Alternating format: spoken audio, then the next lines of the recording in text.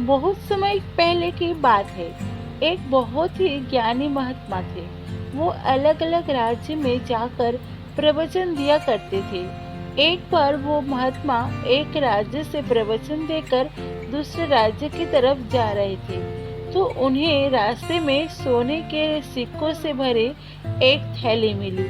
महात्मा तो बैरागी है, उन्हें मन, मोह, माया और धन की कोई लालसा नहीं थी। उन्होंने उस सोने के सिक्कों से भरे थैली को उठाया और अपने पास रख ली और सोचा कि इस धन का मेरे जीवन में तो कोई खास मूल्य है नहीं। हाँ, अगर मुझे कोई दरिद्र व्यक्ति मिल जाएगा तो ये मैं, ताकि उसकी दरिद्रता दूर हो। बहुत दिनों तक तलाशने के बाद भी उन महात्मा को कोई ऐसा दरिद्र व्यक्ति नहीं मिला जो उन सोने के सिक्कों को लायक हो। वो महात्मा सोचने लगे कि भगवान ने हर किसी को इतना तो दिया है कि वो अपना गुजारा कर सके और मेहनत से कमा कर खा सके। इसलिए उन्होंने निर्णय लिया कि वे उस सोने के सिक्कों से भरे थैली को एक नदी में फेंक देंगे। ऐसा सोचकर वो नदी की तरफ चले गए। वह जैसे ही नदी के किनारे पहुंचे तो उन्होंने देखा कि एक राजा अपनी बड़ी सी सेना के साथ नदी की तरफ ही आ रहा है।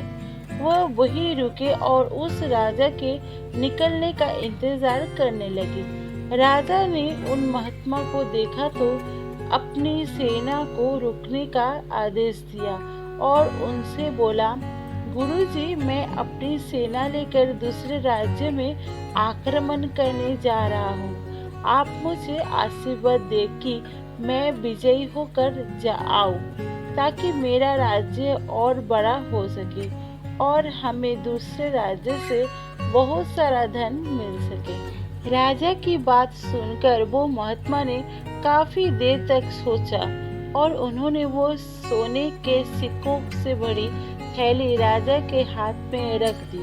राजा ने महात्मा की तरफ हैरानी से देखा और बोला, गुरुजी, मैं आपसे आशीर्वाद मांग रहा हूँ और आप मुझे सोने के सिक्कों से भरी थैली दे रहे हैं। मुझे लड़ाई जीतने के लिए इनकी नहीं, आपके आशीर्वाद की जरूरत है।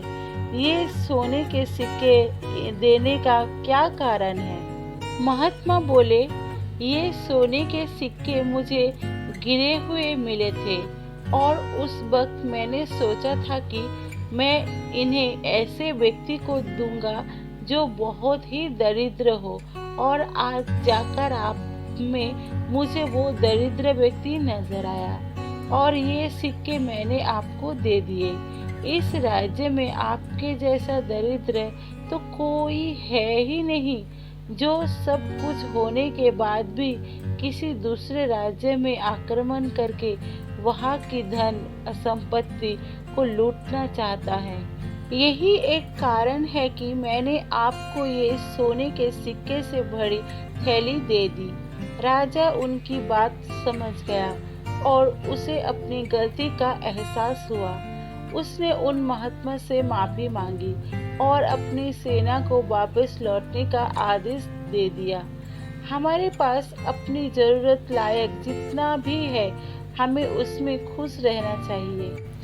ज्यादा कमाने के चक्कर में अपनी जिंदगी को ऐसी ना बनाएं कि आप उस चीजों को भी एंजॉय करना भूल जाए जो आपके पास है। बेशक जिंदगी में कमाना जरूरी है और ज्यादा चीजों का होना भी जरूरी है, लेकिन अगर आप उन चीजों को कमाने में ही रह जाएंगे तो उन्हें एंजॉय करने की उम्र खो देंगे। जो चीजें आपके पास है उन्हें एंजॉय करें।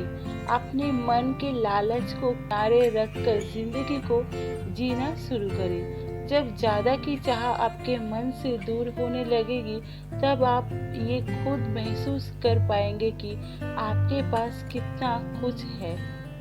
तो दोस्तों, आज की मेरी ये छोटी सी कहानी आप सबको पसंद आती है तो प्लीज़ ज़रूर एक लाइक कर देना, और मेरे चैनल में अगर आप नए हैं तो मेरे चैनल को सब्सक्राइब करना ना भूलना। देखने के लिए दिल से धन्यवाद।